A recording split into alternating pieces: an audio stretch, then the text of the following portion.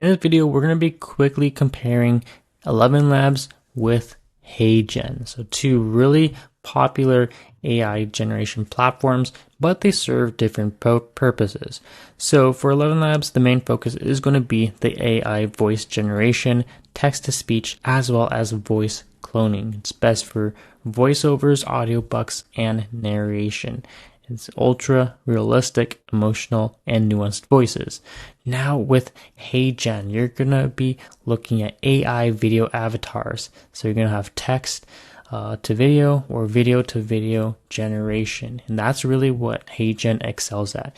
It's going to create talking head videos as well as multilingual avatars.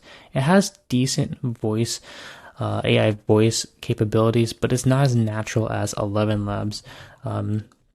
But if you are looking for something that needs something more visual, AI avatars, AI video generation, HeyGen is going to be your best bet, and it is really high quality.